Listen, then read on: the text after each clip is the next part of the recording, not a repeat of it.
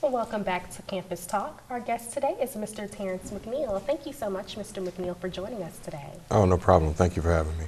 In your opinion, Mr. McNeil, what is threatening higher education? Well, there are a number of things. You mentioned one before, and that's student debt. But I'd also add the underemployment issue and students who are leaving college and still having a very difficult time finding employment. Those two things are creating a massive problem, in my opinion. Okay.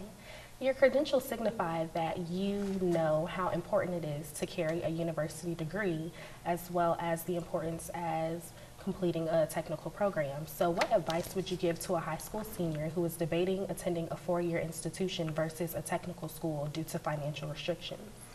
Well, it's definitely important to kind of identify where it is you kind of want to go. And then try to kind of take a look at that job market and see what specific skills are required for that job. I think a lot of times students figure that out in college, and so having a bit more direction on a high school level might assist with that. In terms of not having the means to attend college, it's definitely important to do your due diligence in terms of scholarships and the loads of financial aid that are available for students. A lot of scholarship money goes unclaimed on the high school level. So just to kind of do all your homework in terms of preparing yourself to enter college. Okay. Yeah. You're a very educated man. You received your undergrad and you're working on your PhD from Florida A&M, and you also received your master's from Full Sail. Can you tell me, in your opinion, do you feel education is as effective now as it was 20 to 30 years ago? Well, I think the mission of higher education has in many ways stayed the same, and that is to encourage certain skill sets that a high school graduate would not, have, such as the higher order thinking, critical thinking skills, the ability to solve complex issues and problems, socialization skills, professional development skills, those types of things. But in this economy and in the current state that we're in, even those skills are not enough. As we've gone from a more industrial type economy into a more technically based economy, it's necessary that certain technical skills are acquired. And so that's something that could be a part of some of our college programs. I would hope in time they get integrated more into the curriculums. For instance, a student here in journalism should be prepared to use all of the best practice softwares and different tools available in the professional world. And so there are things that, on the education level we can do to kind of make sure that's in place. But a student should make sure that they have those skills. It has changed a little bit in the last 20 or 30 years.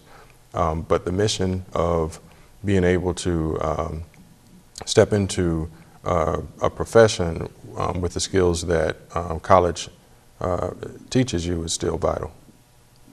Okay. Yeah. It seems that technology is just on the constant uprise, and a lot of parents are having to talk with their children that it would make more sense to send you to a technical school where you can complete a program in a shorter amount of time opposed to a university and come out making close to 6 figures. So how do you feel that technical schools should integrate some of university type of socialization skills as well as professional development skills? Like, how do you think that they should incorporate that? Well, I think it's I think the role of technical schools and community colleges is vital. For one reason, the sheer cost of education. So someone can go in less time and achieve that certification.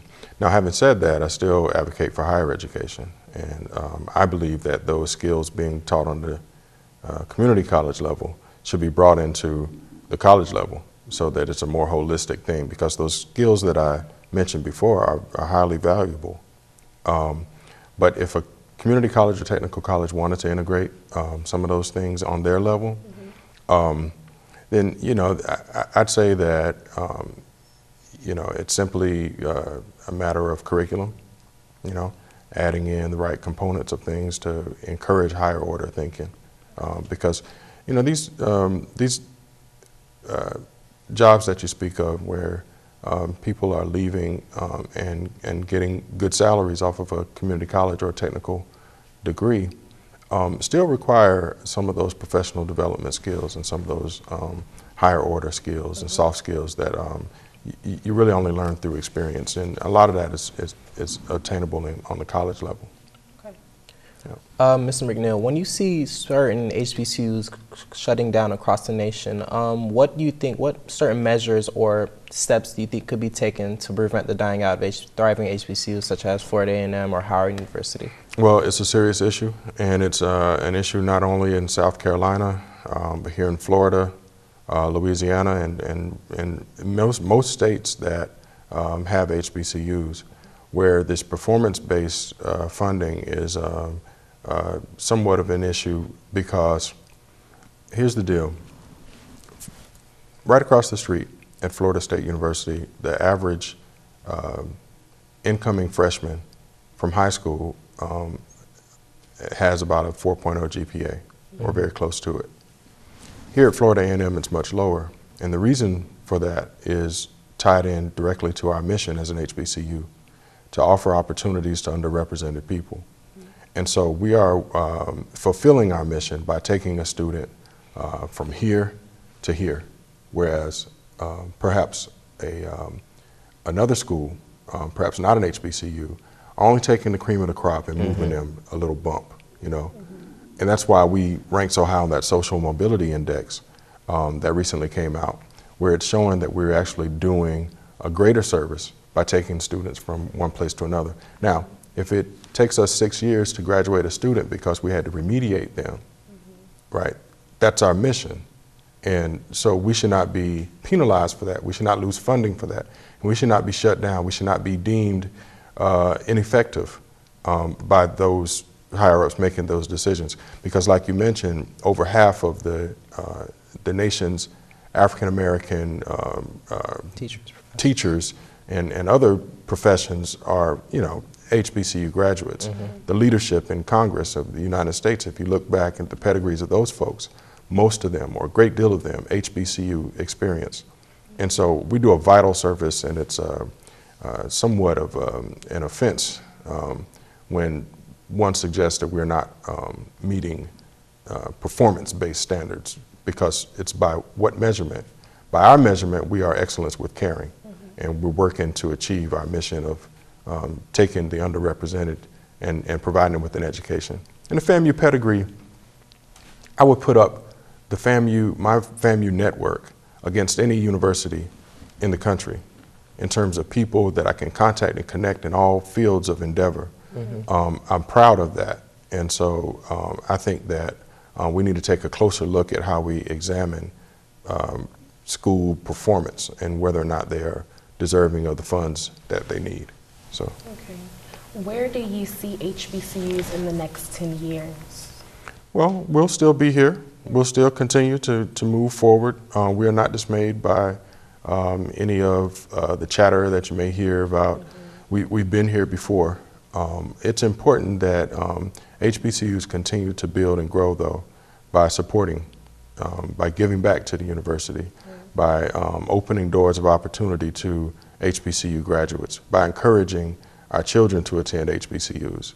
And we have to eradicate the perception that an HBCU education is inferior, because it's not, and it's been proven and demonstrated decade after decade. And then that leads to my next question. You recently, or earlier in this year, you interviewed Dr. Frederick Humphreys on higher learning and equality in education. So in your opinion, do you think you can kind of clarify the misconception that PWI degrees hold more weight than HBCU degrees? You know, it's interesting. Dr. Humphreys shared with me the story of his matriculation and graduation and professional life. And when he graduated, he had no idea that there was this conception that a HBCU education was inferior. And so after demonstrating, becoming one of the most highly decorated graduates of the university, the chemistry department of University of Pennsylvania. He dedicated his life to eradicating the notion that HBCUs were inferior, and so it's a wonderful story. I'd love to share with you at another time, but he really shed light on that, and I think we should do the same. All right. Well, thank you so much for taking the time out to come and speak with us today, Mr. McNeil. I really appreciate it. Thank you for having me. We have more questions that need to be answered, so we'll be bringing in a panel of our peers from Florida A&M University. We'll be right back after this short break.